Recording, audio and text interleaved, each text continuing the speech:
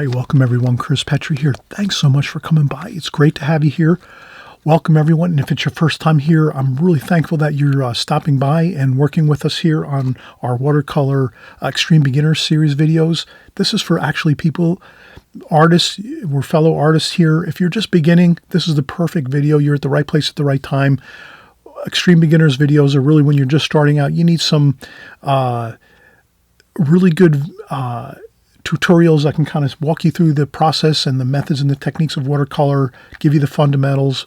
You don't need to learn all about the details all up front, all the fine details of watercolor in the beginning. You just need the fundamentals, and that's what we're going to cover here, the fundamentals. And we're also going to cover a few extra things too you can put to use for your watercolors. And let's get started. So again, we're just going to go over how to use plastic film, which is called Duralar. I'll cover everything. I will, in just a few seconds, I'll give you the name of the actual plastic film that we use. But you take this film, you make a crosshair, you put it on your subject matter. So here we're using our iPhone. I'm using my iPhone to create a painting. We're going to use, you can use your laptop, you can use your home computer, you can use a TV set, you can use anything you want, pictures, photographs, whatever it is. You take your crosshairs, you tape it down to your phone. You have your crosshairs like so. Then you draw those same crosshairs on your paper, on your watercolor paper, and then you draw and paint with this in mind, and you become much more locked into exactly where all of your subject matter needs to be. So here you can see I got my laptop perfectly laid out on my paper because we use this crosshairs here, which is 4 sections, 1, 2, 3, and 4. And we did the same thing with our pencil on our paper. So it's a really fun way to use the crosshairs. You can use more. We're going to cover all the details of this. And then, of course, we're going to use our palette, all of our gorgeous paints and washes. We're going to show you how you're going to create all your light washes and then your darker washes over top. We're going to use the glazing technique. Again, that's another technique we're going to use here. You're going to learn all about the glazing technique in this video. So you're going to learn myriads of information here. I'm hoping you'll stick with us here. Have fun, join along, and we'll get started with the first part of our video, which covers the technique of using plastic Duralar film to create some hatching so that you can actually transfer that onto your paper and get your composition just the way you want it on your paper. Okay, we'll be right back. All right, so we're going to continue on here. We just saw the finished painting. And we just talked a little bit about our method and techniques we're going to use in this video. Something a little different. I like to mention that you can always find ways to make your paintings and your drawings more simple to get onto your paper and paint. So this is what I'm hoping. I've covered this before, I think maybe once or twice, even maybe 3 or 4 times on my channel over the last 5 years. I've probably did this type of method and technique numerous times, but not that many times. I don't do it all the time. It's a little more time consuming, but it really is tremendously helpful. So I'm hoping you will try this. Many of you, I think, I should say some of you have tried this, and you probably already are using this now in your work and your drawings and your paintings, and I'm really happy that you're doing that. But for some of you that might not have tried this yet, I'm hoping you're going to try it. And this is an Extreme Beginners video too, so I don't think I've ever worked with this method with the Extreme Beginners videos series. So let's try it out. I think you're really going to have good success with this. So basically the fundamental idea here is using plastic film, which is called Duralar.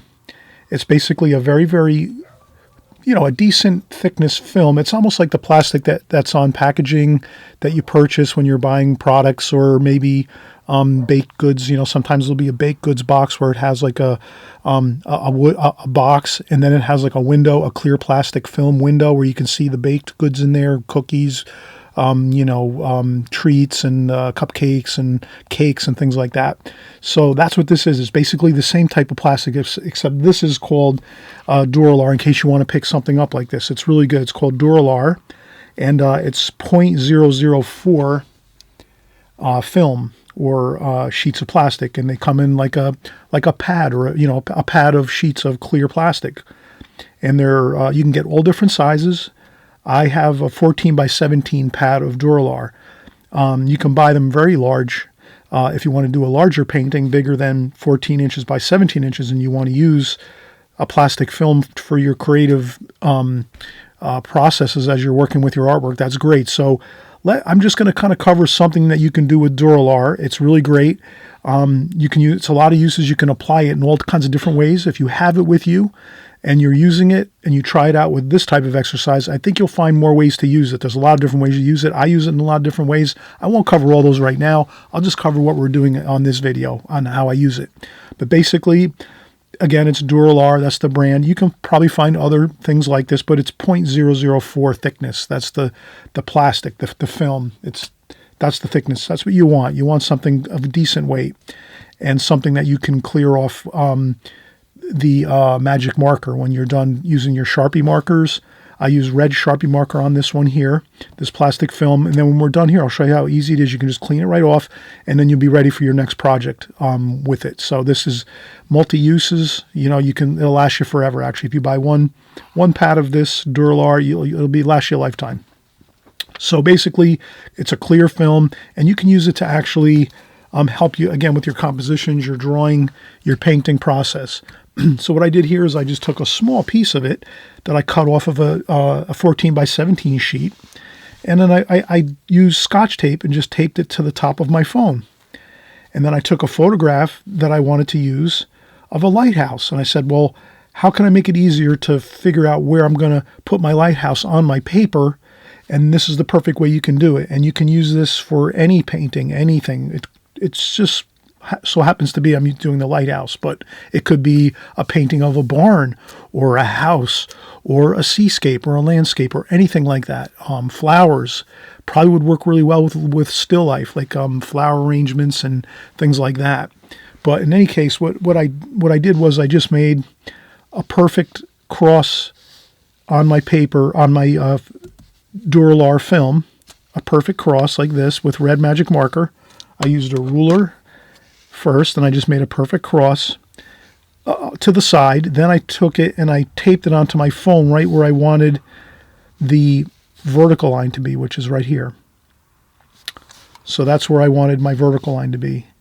This is the center of my paper. That red line will be the center of our paper here. So basically, now what we can do is we can take a super light line and just make a light sketch line across our paper like that. And then we can do another sketch line across this way, halfway across, like that. So now we've duplicated the cross here. And that's how we can actually pretty much get all of our information into this rectangle here perfectly, because we have this to give us our waypoints for everything. You know how I'm always doing hash marks on my paper? I'm always doing hash marks on my outer taped off border. I usually use a taped border like that, so you can see I'm doing my crosshairs here like this, just like that. Now when you do that light pencil line across here, I didn't do it dark because I really don't need to. You can kind of get the idea that I'm just using a light pencil line and just doing a cross right across the whole rectangle. Now what I did is I took that same principle and said, all right, now I'm going to do the crosshairs here, same thing, except I want my lighthouse to be just to the left of the center of the painting. So I don't want my lighthouse exactly center of the painting. I want it to the left, just a touch. And that's how you achieve that. You make an exact perfect center line here like this.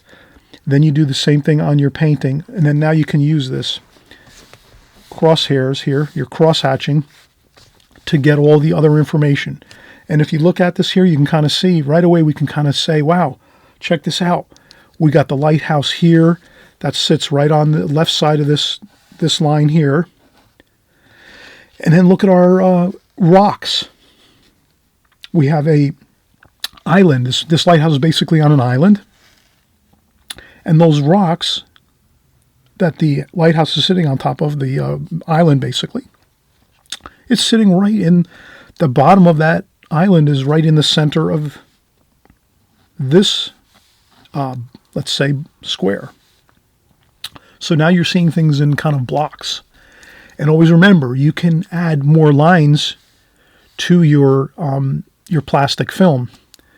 If you have a very complicated painting, let's say a city scene where you have all kinds of buildings and cars or whatever you want to draw, if you're doing like a really kind of more complex composition like a city scene, or maybe even like a farm scene with all different kinds of things like barns and cows and horses and all these other things, you could add more squares or more cubes onto your plastic film, so that when you draw the same exact, so all you're doing is you're taking whatever format you have here on your plastic film, you're taking that same format and putting it on your paper with light sketch lines. And a lot of very serious oil painters, like famous professional oil painters and acrylic painters, as well as watercolor artists, probably use this quite a bit. They might not talk about it a lot, but this is a very, very, this would be something that you might not see a lot on videos or in books and things like that. But a lot of people use this format of just creating cubes or blocks. And if you need to, you can make more. You can make your blocks more. You could put like 6 or 8 blocks. Here we have 4. You could make 8 if you wanted to, or even 16 or blocks if you needed to, if it was a more complex scene and you really wanted to get it. But you can kind of see how just by doing these 4 cubes or these 4 squares, we already can locate our drawing. So I'm going to do my drawing. I'm not going to take forever to do this. Let's just do the basic idea is showing you the cubes and how you can actually use these squares to get a more precise drawing when you're doing your drawings. Because I know a lot of times I still struggle sometimes when I'm drawing, and when I first started watercolor, I definitely struggled a lot with drawing skills and laying out things and getting things accurate. So I think, again, this will go a long way for you. So let's start. Again, we said, all right, the lighthouse is going to be on this side of this plumb line here, which is this line here. And then we said that the island, this rock, all these rocks in this island formation here, that's centered on these bottom 2 squares or cubes, let's call them. So let's try it out. Now let's get our lighthouse going. And then we could say, all right, our rocks are about halfway like this. I apologize for the barking dog. It sounds like something is perturbing the dog next door, my neighbor's dog. It might be like another animal that's out, like a cat or another dog. And they're just along the fence there. Everything's fenced in over here by my house, by the neighbors. So it must be taunting the dog next door. He's usually very mellow and doesn't bark at all. Once in a while he barks. Now he's barking incessantly, which I think something is perturbing him. But I know you have pets, many of you, and you probably deal with this all the time. So in any case, here we're doing our rock island. We're going to try to focus and forget about the barking. And then the island comes across here like so, like that. Pretty good. And then we have the reflection of the lighthouse here. And then over here, we can see that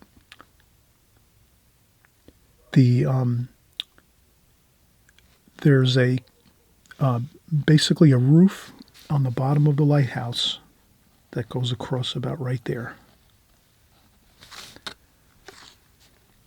So we can put that roof in because we see it's right there. We could kind of put that roof in like that. Like that. And then the lighthouse starts about right on that center line, that red line there that we drew in on our plastic film. And then the lighthouse has got a little bit of a lean to it. Let's not worry about that. It kind of looks good.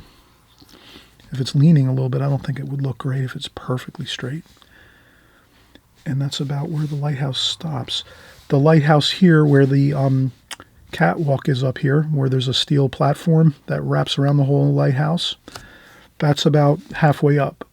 So right away, we're starting to see that you can use your, again, your squares and your lines to help you. So you would say, okay, wow, halfway up this cube here, so the top left cube right here, like this top left cube, halfway up that cube is where that catwalk right there, that steel platform that goes around the top of the lighthouse, that's where that starts, about halfway up. So here's about halfway point, and then you can just go across and get the catwalk in there like that. And then this is the other side of the lighthouse that goes up on a sort of a conical shape. It's not quite. I'll just erase a little bit. I'll slim the lighthouse down. Maybe I'll go over here and then slim this down a little bit too. So yeah, let's do that. Let's kind of like that. That's much better. I guess what I'm saying is the lighthouse definitely has like a, the lighthouse has pitch, angle going upwards like this, almost like it's like a cylinder basically. So you can imagine this is sort of like a you could envision this as like a thimble. This could be like a thimble, that kind of shape. It's like a cylinder shape, a thimble, or like a tube of paper, like a paper towel tube. It's basically a tube shape, a round spherical tube, and it's going up like this, but it's also tapering in just a little bit, not quite straight like a tube would be, like for a paper towel tube, but in like this. So we just account for that. A little bit of tapering, not much though, just a little bit, and then you have that. Then we have the catwalk, and that just juts out a little bit like so, like that. And then sometimes you erase a little bit just as you're working. So we erase a little bit here. And then we just make the railings going around the top of the catwalk here. Those are the railings, and then it steps in the lighthouse here for the actual light itself. There's the top of the lighthouse, and that's kind of steps in a little bit. You can kind of see it goes in a little bit on each side.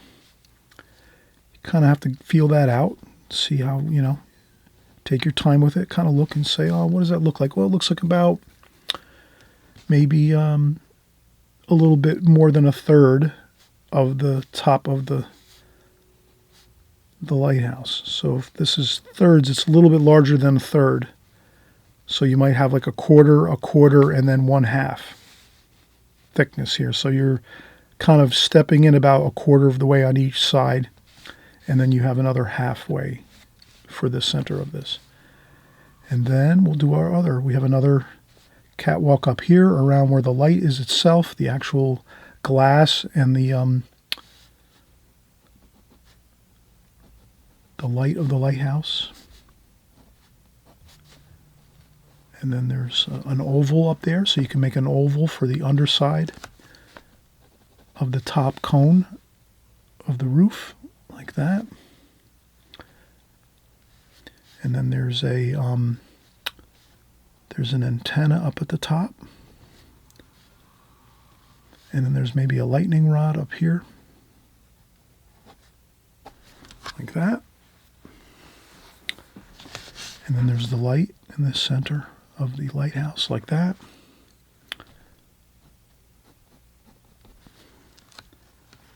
And I think we're pretty good. And then we're just going to have this railing up here with a center member there.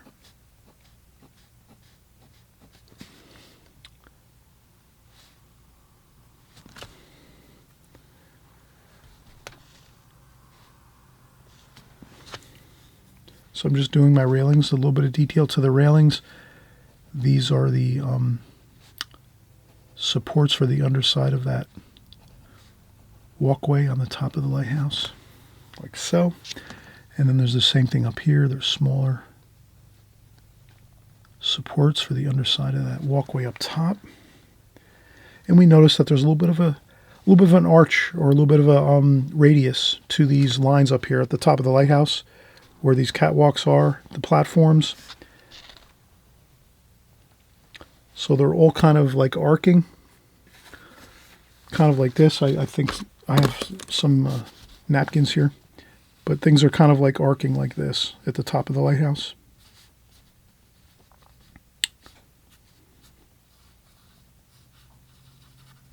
like this. Things are kind of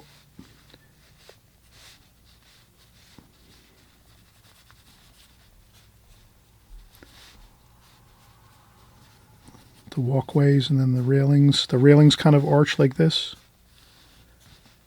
Just to kind of, you want to have a little bit of arch to it, a little bit of a radius to it. Like we wouldn't want to make it like straight like that, the railings.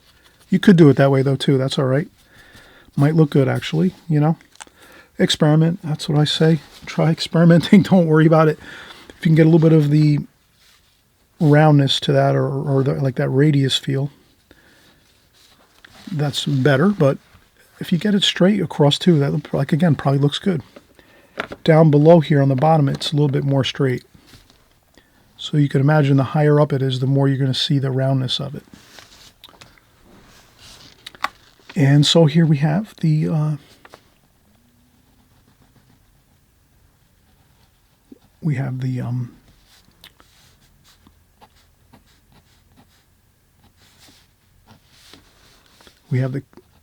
roof that goes around the lighthouse and the railings.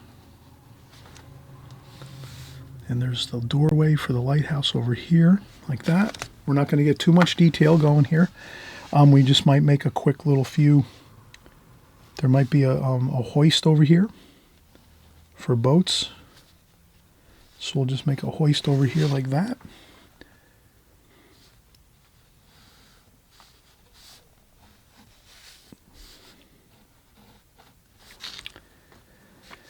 Maybe we'll make a flagpole here.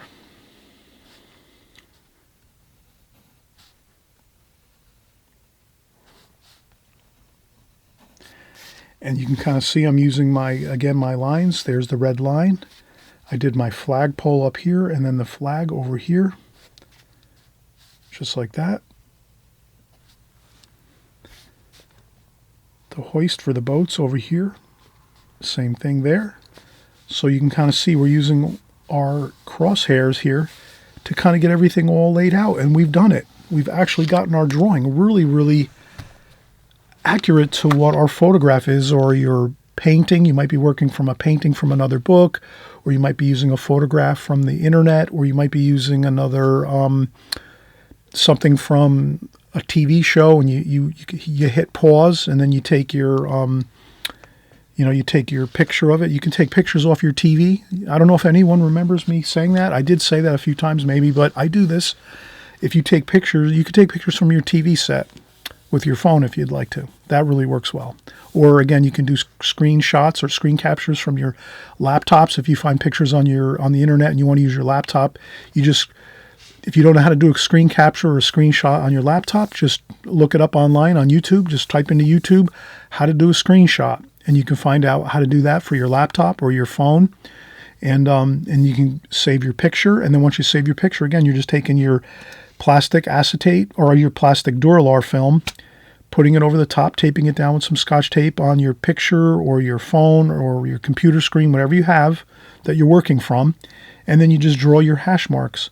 We drew our hash mark perfectly centered, crosshairs, equal distance, halfway across, halfway down, or halfway up, we could call that. And then from there, we wanted to make our lighthouse to the left of the halfway point vertically. So there we captured that. Perfect. We have the lighthouse just to the left of center in our rectangle. We captured our rocky island here by easily just looking at this and saying, hey, oh, wow, look at that. The island here with all the rocks is right in the center of this square down here on the right side. There we have it. And then this over here too is all in the center over here. And then our flagpole, that comes up, and the flag is resting right on the vertical line, horizontal line we drew across here, this red line across here. So we have that. So if you can just imagine, you're just taking the information you're looking at here, and you're able to set it perfectly right in place on your rectangle, on your paper, so that it all fits perfectly right inside your rectangle, so you don't have to worry about starting your lighthouse, drawing it, and next thing you know, your lighthouse is running off the paper. That won't happen if you're using this type of method. This can really, again, help a lot. And I'm hoping you're going to let me know in the comments section. Please let me know if this makes sense to you. If you need more ideas on this, we can do more videos like this. Give me a thumbs up. Let me know in the comment section. And also, too, again, let me know if you've tried this in the past and said, yeah, tell me, say, Chris, oh, yeah, I did this a year ago when you showed this video about it, and I did it, and it works great. You know, give me some feedback. Let all the people in the comment section know how it worked for you. Many people look at the comments in the comment section, and it'll help them, too, a lot. You know, we're all here to help each other as artists. Let's do it. Let's work together, help each other out. And again, if you have valuable experience with this, where you've been doing this for a while, or you've been using it a long time, whatever, it's great. You can let us know in the comment section. And let's get started with the painting, though, because we're ready to paint, basically. We have all the information here now on our paper, and now we're ready to go in and paint. And we feel much more confident about our painting now, because we know we're going to go in. We created our drawing with a really good scale and a really good design, where we were following something that we could really trust in. We can trust this format of using crosshairs, and we can do more grid. This is like a grid, basically. So we can add more lines to this grid if we need to, if it's a more complex painting. Does that make sense? So if there's a lot more things in your painting and you need to have more lines, you would just add to your grid, add more lines to it. The only thing is, you're always going to draw the same grid that you have on your plastic, and over the top of your subject matter, your painting, you're going to do that same grid the same way on your paper. So you're going to follow what's here and transfer it down here. So basically, it's a matter of transferring what you're seeing here down onto your paper. And again, you're transferring your lines first and foremost the same way onto your paper, the way you want it to rest on your paper, if that makes sense. So, but you have to try it out a few times, get used to it, but it'll all make sense to you once you start using it and trying it out. But the simplest way is to try it out with the crosshairs, just the two lines, vertical line, horizontal line, right down the center. Then from there, you try that first, then you can adjust the lines. You can make the lines anywhere you want, actually. But the main thing is you're following what's up here and then transferring it down here, and you're using these lines to locate all the information down here. So you're saying, where is that lighthouse? Oh, I see. This lighthouse is actually right to the left of this first line that we put down here like this. And then we say, bam, there it is. And then, oh, I see. This island here that the lighthouse is sitting on. Oh, I get it. That island is right in the center of these two bottom squares. And then we put the island right on these two bottom squares in the center of those squares this way.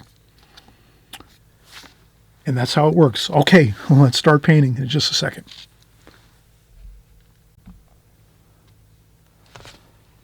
All right, so we're getting started again, and let's get our colors mixed in our palette. This is an extreme beginner's palette, as we say, the Prang Oval 16 palette.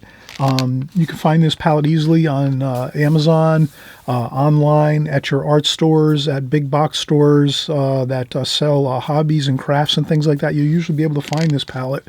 It's really readily available in most places, but of course on Amazon it's simple to find. It's right there. You just type in Prang Oval 16 watercolor paint set, and you'll find it there. That's simple, and they're very inexpensive. They're only like maybe $8 to $10, I think, is this set actually is. So if you're just starting out with watercolors, and if it's your first time here, welcome. Thanks so much for coming by. I'm really so excited that you're here painting with us. We're having a fun time. We're learning about the basics and fundamentals of watercolor. Each time I create a video, I always try to incorporate the basics and fundamentals of watercolor, but then also bring in some added details and information too. For those of you that have been working along with us, especially on the Extreme Beginner series, I always try to put in more information in all my videos, especially the fundamentals I cover, but then I also go into more of the complex things so that you can keep gaining more information and knowledge, because that's what you need. You need knowledge. Knowledge is power, and you're going to have much better watercolors if you're learning, watching, joining along week after week with us here. So keep and stay tuned. If you want to hit the subscribe button below on the right-hand side, you hit subscribe.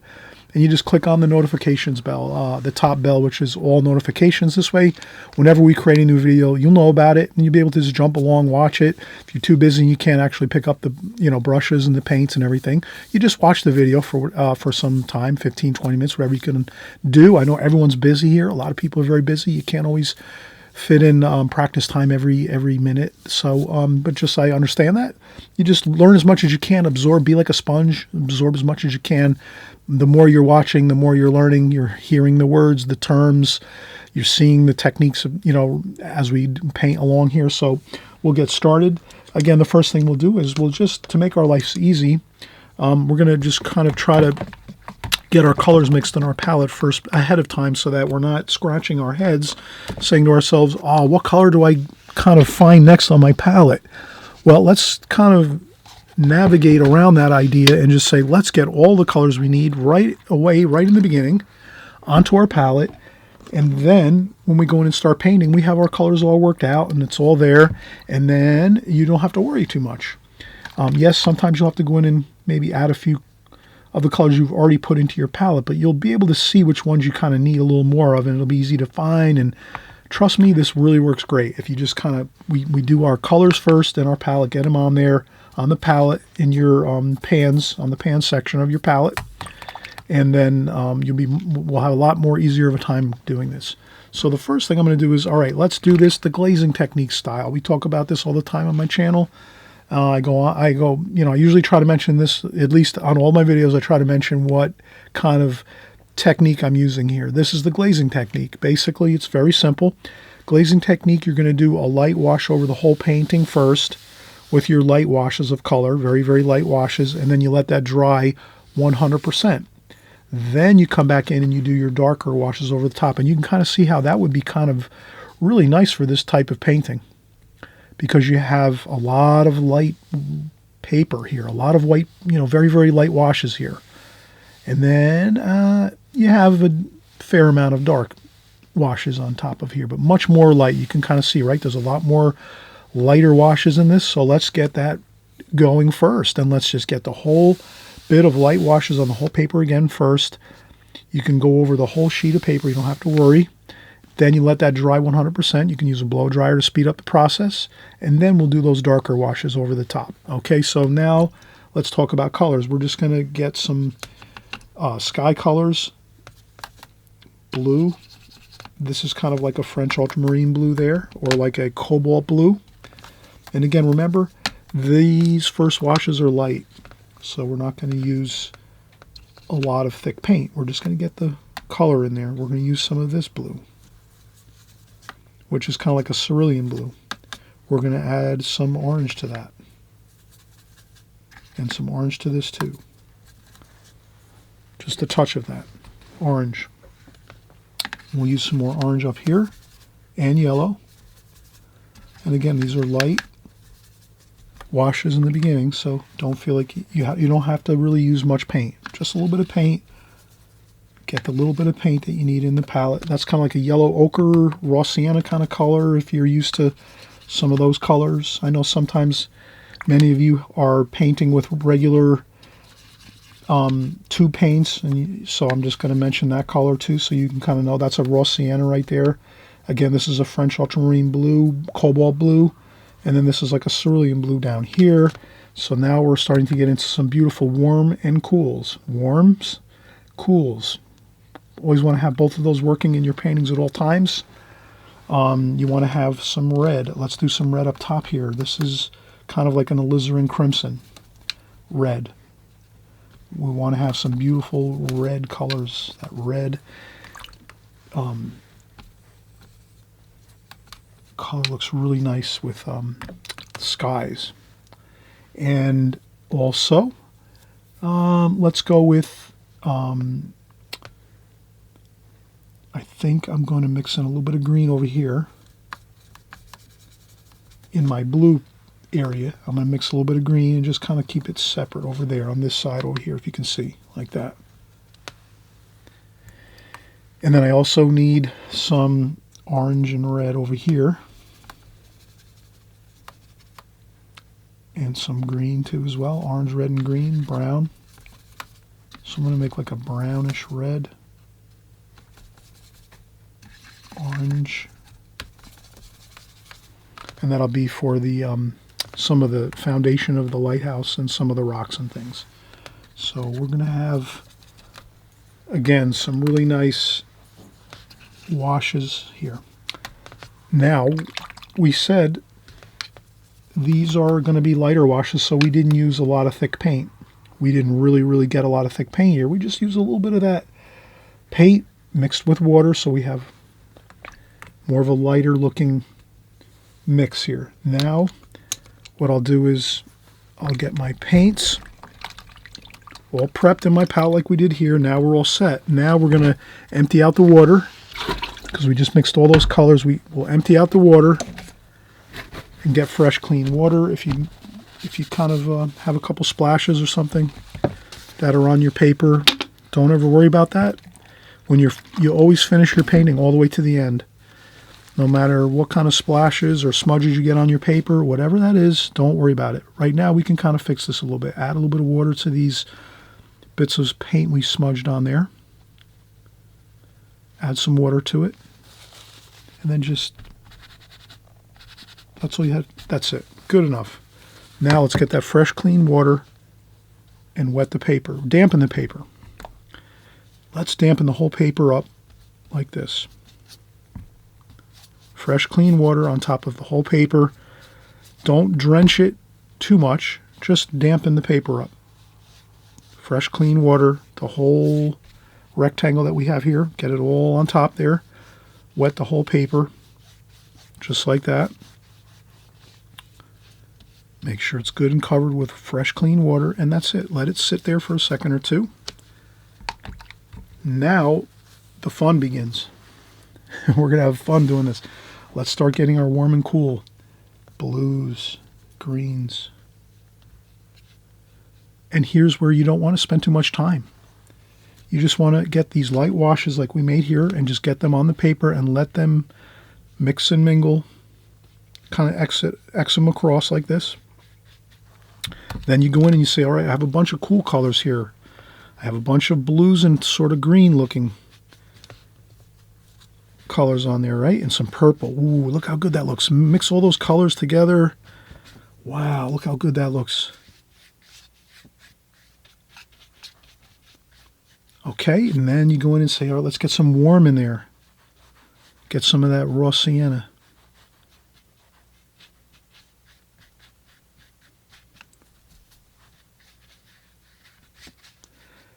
And always remember, this is going to dry really light. It looks a little dark now, a little bit. You know, you're going to see all these colors, but once it kind of dries, it's going to be fine.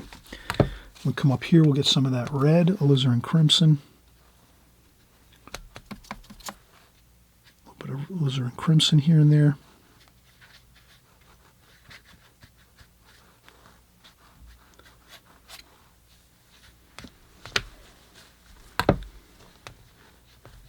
Add some more water, fresh, clean water if you want, in a few places, if you want to dilute it down a little bit if you want. But I think, but you can't, the thing is now, I just want to mention this, we can't keep working and working and working. We have to kind of, at some point, I'll put a little bit of green in there too, a little bit of green down here. At some point, we just have to say, okay, that's good. We mixed enough, it's fine. And that's good. So you saw how much we worked these colors and these washes on, not long. At most, what, 2-3 minutes? And that is it. 2-3 minutes you work blending on the colors that we mixed all here in the palette. And then that is enough. We can't keep mixing because then it starts to dry, the paper, and then we'll make awkward looking smudges and things on the paper. So now it has to dry 100%. So that's the key right here with the glazing technique. Get that first wash on like we just did now. Get it on quick. Get your colors beautiful. All those beautiful colors. Mix them all around on the whole paper. But it's a real light wash. You can kind of see, right? That's really light. That's there's like hardly any, there's no darks on here at all. It's all that really, really super light wash. You get it on. You let it be. You also use a blow dryer if you want to dry it off and keep working. to get your darker washes on next.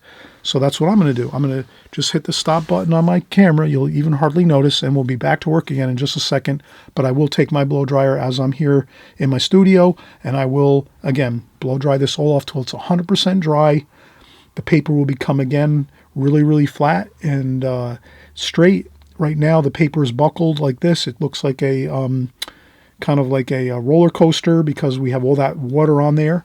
But once I dry this off with a blow dryer for a few minutes, maybe 3-4 minutes, the key is to get that paper looking flat again and straight.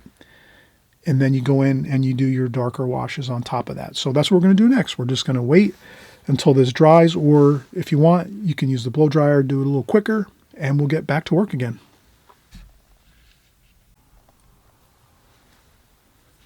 All right, we're getting started again. I used the blow dryer, and I actually got the paper here to pretty much be almost back to where it's perfectly flat. So that's how you kind of know it's dry. You can also, I always touch the paper just a little bit, but usually when it's not looking like that roller coaster, all buckled, you know it's good. It's pretty much good to go. I'll take off the plastic off my phone.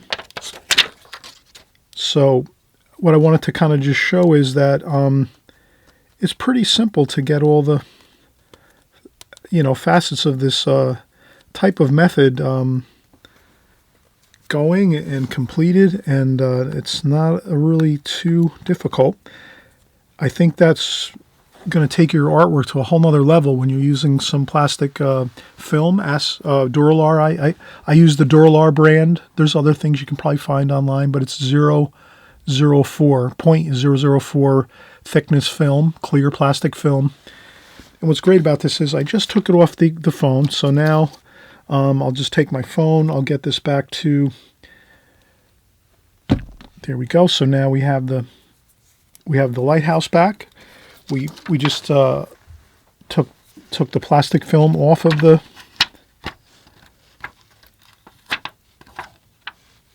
phone. So now we have our plastic film. And then what we can do is, let me do this. I don't want to have an issue with a problem. Let me see if I can find something here. Okay, let me look around a second. I apologize. Temporary. Let me do this. Let's see here what we have.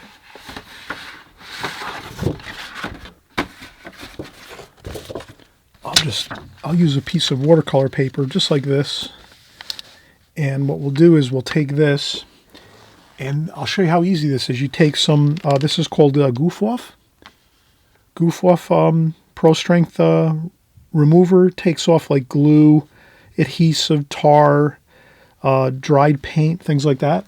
So I'll just take this, and I'm always careful with these type of things. I usually wear gloves, but I think I'll be okay. This has got a small spout on the top like this, and then all I need is a paper towel. So I take a paper towel, and I take some of this Goof Off, and I just trickle it onto there, and you can just see how you can lift that right off. So you can reuse your plastic film over and over again, hundreds, thousands of times. And that's all we did. So now it's ready. Your plastic film is ready for another painting if you want. Clean off the Sharpie marker. I use red Sharpie marker on this one. Sometimes I use black, it depends. But red seemed to look better. It showed up better on the video here. So that's it. Now let's continue on here. Let us get started with the dark washes, so glazings. So now we're doing the darker glazings, and I think that's just really the next step is the darker washes.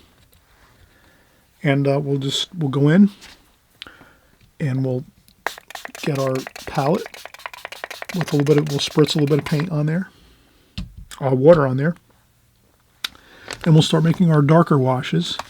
And then what I'll do is right here I noticed there's a really nice looking olive green, which is basically our greens mixed together with some brown or orange for our olive green there. And then we have some orange and red. Now here I'm going with that thicker paint, right? I'm not using a lot of water, just very little water.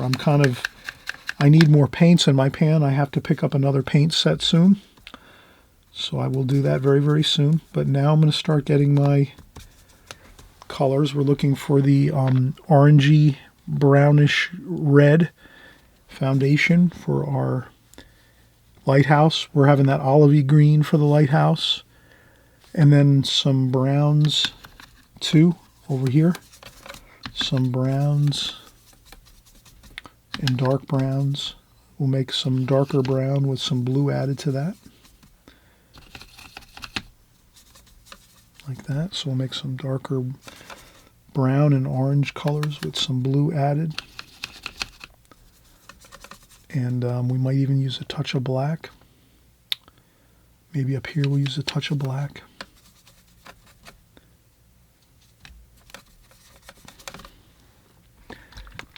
Okay, and then what else do we need? I think we could start with this pretty much. We have a pretty good range of colors here. More brown, maybe some more brown up here. Touch of green in the brown over on that side. So we kind of want to mix things up a little bit. All right, so let's get started. Let's get that olivey green right here, which we said was green and brown, or green and orange, or kind of a little bit of both.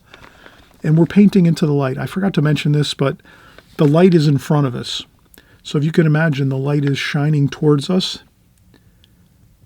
So we're now looking at the sunlight. The sun itself is behind the clouds, and it's in front of us. So that's why you get that really dark kind of effect with the lighthouse. And I'm going with the green, that olivey green, but it's thick paint. Can you see how that's kind of dark? I'm not using much water. It's mostly paint with a little bit of water. And that's how we get our darker washes now as we go. And I'm just going to work my brush carefully. You know, you could take your brush and maybe just do simple strokes like this, just vertical strokes like this. If you're not used to maybe doing different kinds of fancy brush strokes or what have you, you can just do some just like this.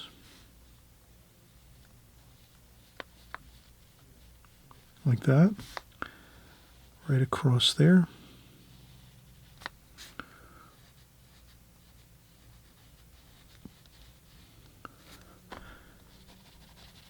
Then we have some of that reddish orange for the base of the, and brown, red, orange, and brown. That's the base of the lighthouse. Kind of blends down into the rocks. And then some more greens and browns and reds for the rocks. Let's not get too bogged down with too much. I'm doing some rocks over here. There's some more rocks along the bottom here on the water. It's darker down here. And rinse off my brush again and go back in and get some of those greens and browns. And again here, just have some fun. Have fun getting those rocks in. Rocks are usually sharp, angular, with some rounded edges too. So you can make some round shapes like that, some round shapes, circular, kind of like radius shapes, and then some sharp rock shapes like that, but mostly dark over here.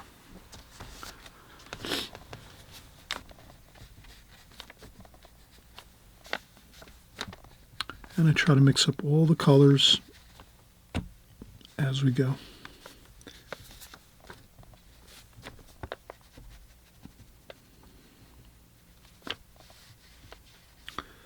some black. I always like to use that black along here. That looks pretty good along the water edge. I noticed that looks pretty good. Gives it a really good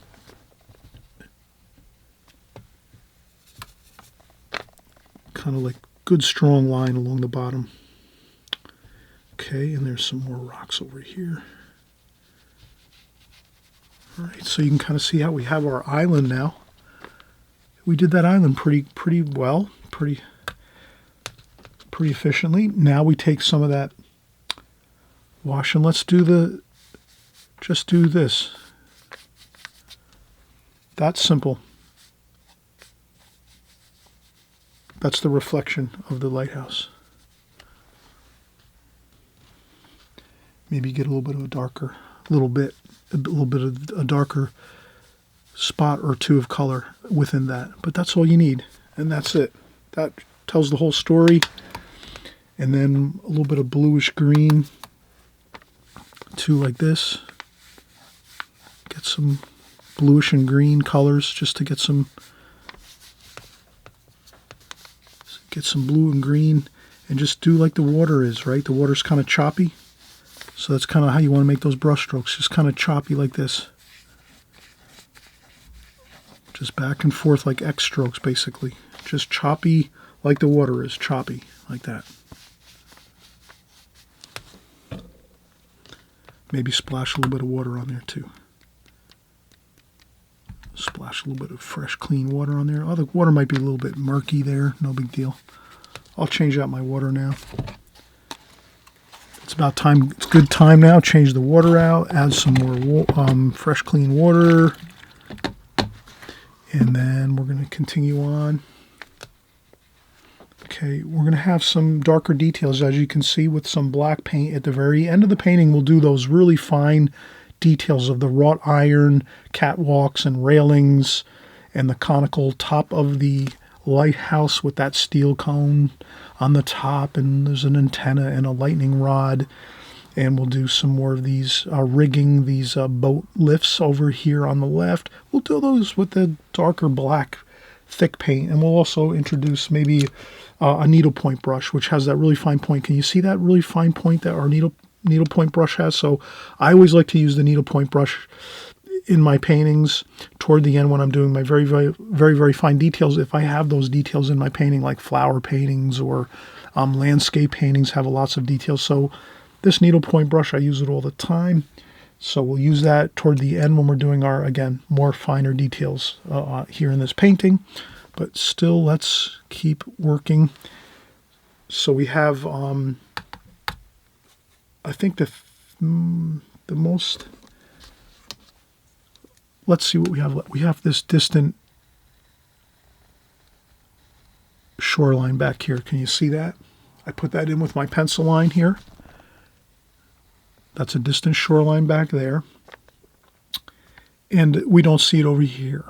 So that's okay, so we don't have to worry. We have a distant shoreline over here, and we have some land here. So there's some hills here, some green grass, and then we even have some purple type mountains and things in the back, some actual hills, some purple hills, which are in the far distance. And that really makes this painting beautiful. And we're going to have some more purple hills back there, like that. All right, so let's do the purple and the green. Let's do the purple first. That would be this red here.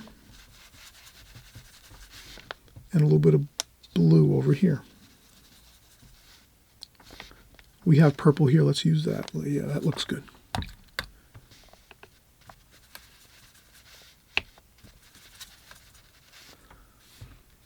Okay, let's get that in.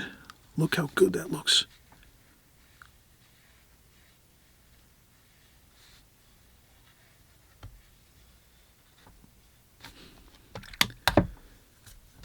So you add a little bit of that purple hills in the background. That looks so good. Gives you that feeling of distance. You can add a little bit of purple in the water too. Why not? Harmonize the whole painting with some purple everywhere. You can even add some up into the sky. I'd be really careful about adding washes to the sky because our sky came out so good. But let's add a little bit of purple in the sky, and then we go in and just blot it up with the tissue a little bit.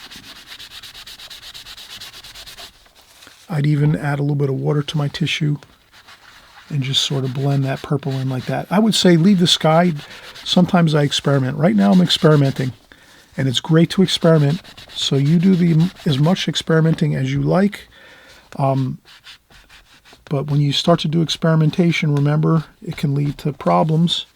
So I added that purple to the sky. I should have probably just left the sky as it was, because it was a really beautiful wash. And now I've kind of made some unpleasant looking smudges and marks on my sky that I would have rather not had, but I did want to venture out and try something new. So always remember, when you try something new, things can go wrong, but that's okay, because then you learn things and you say, oh, next time I know, I'm going to be a little more careful with adding things to my sky once my sky wash is completed, because we got that sky wash completed on that first light wash. Does that make sense? But now you saw me, I kind of said, well, let's add some purple since we're adding purple to these distant hills over here. Let me add some purple to the sky. But in actuality, I already had some in the wash a little bit in the sky. So we could have left it as it was. So always remember, there's nothing wrong with trying some experimental things, and don't worry, you're always working. All your paintings are basically our practice.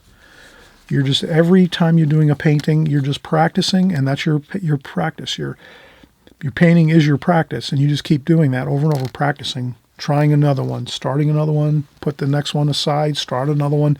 You keep doing that, and that's just all the processes, and you just keep doing that week after week, month after month, and year after year. And by 1, 2, 3 years of doing that, you'll find that, wow, my paintings that I'm practicing on right now look way better than the first ones I started with like 2, 3 years ago. And then you realize that all it is just getting in there and just having fun and practicing and just getting in there and painting and having a good time and trying new things. Sometimes you try something new, it doesn't work, no big deal. You just finish your painting out, finish it all the way to the end, and then set it aside. And if it didn't come out good, no big deal. You're just starting another one the next day, or, a week later, whatever. So that's what we're doing here. Practicing what I preach. And then I'm going to add some green here, over here on this side, like that. And that's sort of like the green distant hill over here. It kind of looks nice. It's got some of that green and brown in there. I'll add a little bit of brown mix in that green, just to give it a little, kind of a more mellow look to the green. Give it a little bit of trees and things on there by just kind of making some, up, kind of like those little lines there on the top.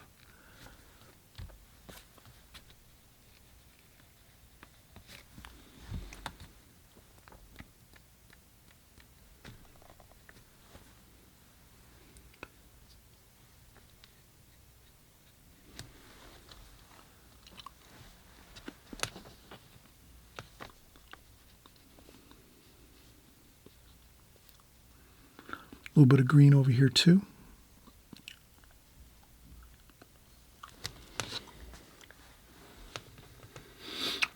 All right.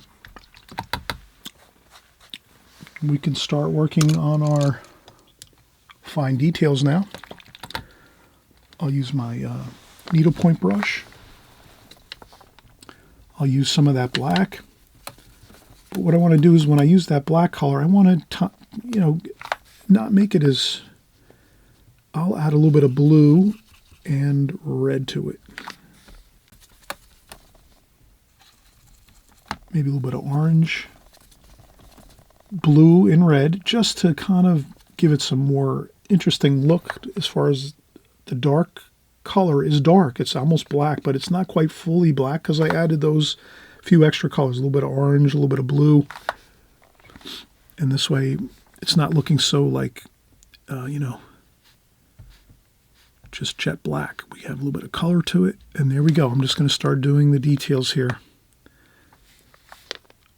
We have the catwalk over here. And this is all that black wrought iron steel that's at the top of the lighthouse. And I wouldn't worry too much about every detail about it, just kind of get it in there. But not much water at all, it's mostly just paint. And there's some more wrought iron supports that are underneath the catwalks. There we go. And there's the other bit there. And then we're going to do our beautiful conical top.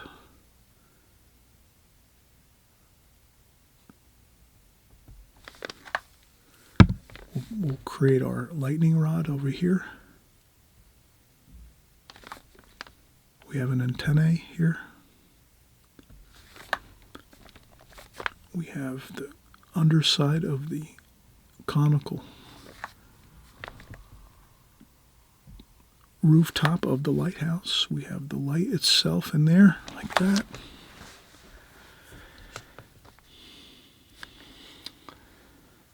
There's a few windows on the lighthouse over here. I'll just put a few windows with some dark paint. We can add a little bit of light paint to these windows if we want. We'll try that. Again, the same thing. Let's get the roof on here. So essentially right now what we're doing is just adding in all those really beautiful dark black wrought iron steel members that are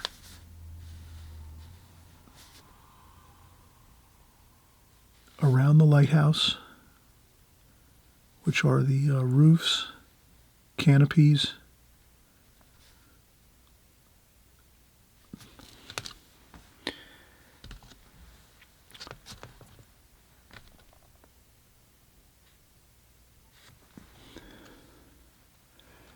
there's a little more.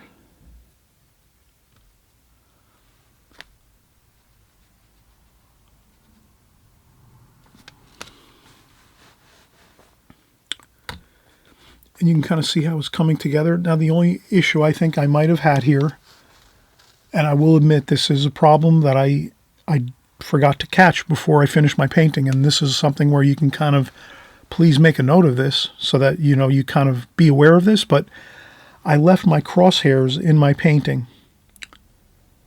Those original red crosshairs that we put here on the actual photograph.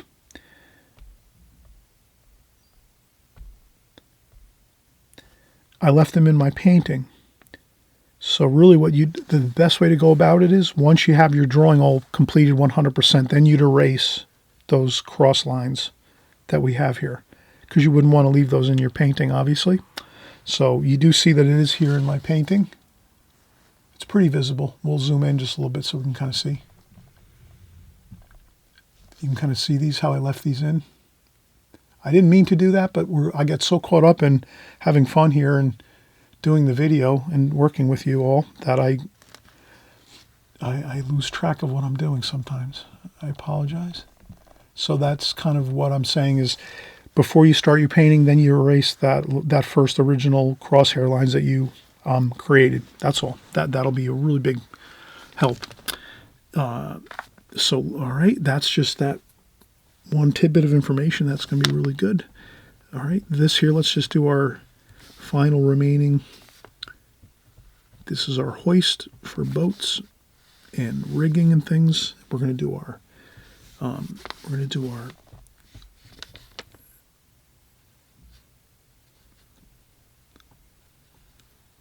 flagpole here.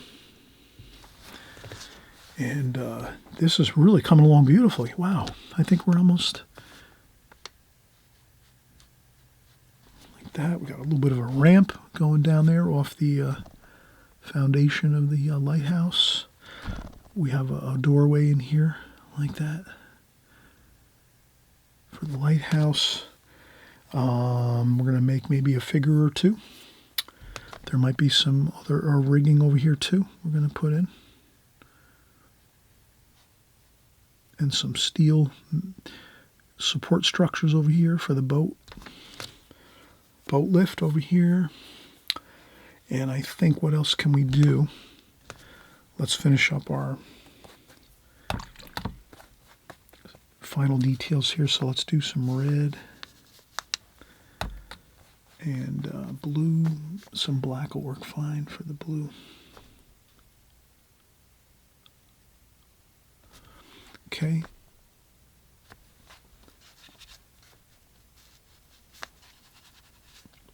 Then we're just going to do our beautiful American flag here. Like that.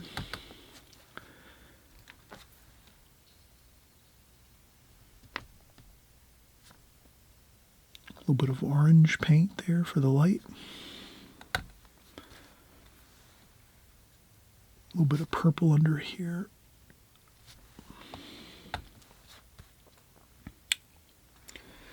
And then maybe we'll get some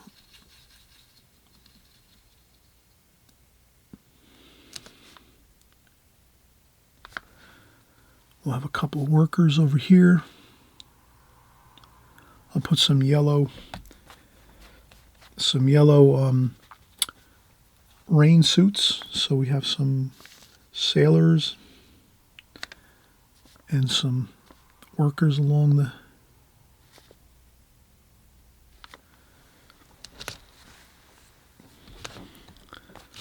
lighthouse. They're working.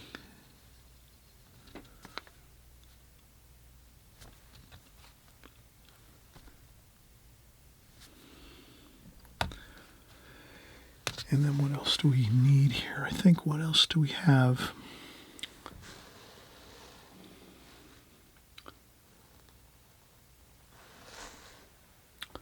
Well, that looks pretty good. I think we actually have completed everything.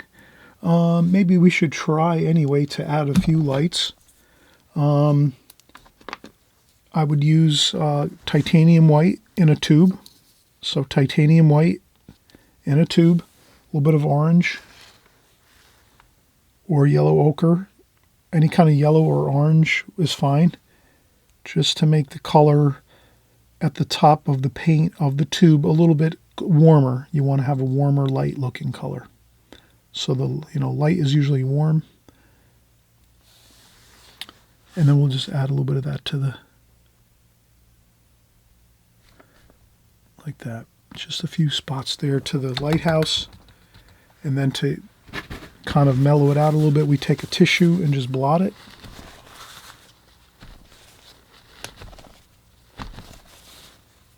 And maybe go back in too and just one more time. Like that. Looks good. Maybe a couple highlights across here.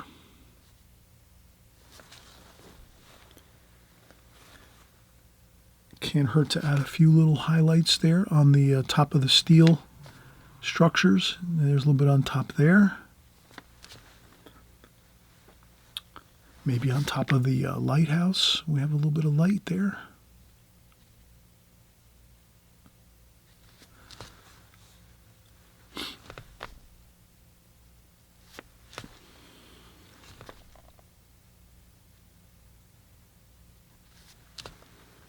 A little bit there, maybe a few spots here. The thing is, when you add a little bit of that titanium white with a little bit of orange or yellow, use it very sparingly, please. Please use it sparingly. Don't feel like you have to add it many places. Just a few spots, not many at all. And that's all you need. And that really will kind of really add some zip and zest to your painting, but you don't want to do too many places. And I'm putting it here in the front of the lighthouse. Probably it should go on the areas where there's the light over here. And then over here it shouldn't be so much. Because we said the light's coming from behind the lighthouse this way. So the light, if any place, it could be bouncing around a little bit on some things here and there, but I would say it would tend to be on the areas that are where the light is. So the light is actually over here. and over here a little bit. And up here is fine. And of course on the tops of these rocks you can add a little bit of light. But I think we are complete. We have a beautiful lighthouse completed. We saw how you can use your grid patterns with your plastic film over the top of your subject matter, whether it's a picture from a book. You know, you could, I have a new book out. I'm hoping you're going to check out my new book in the comments section below. In the comments below, you'll see my new book. You can watch and see on YouTube. I have a video. It shows you each page of my new book. I'm hoping you're going to pick up my new book. There's tons of there's literally just, you know, loads of beautiful paintings. You can paint those paintings that I've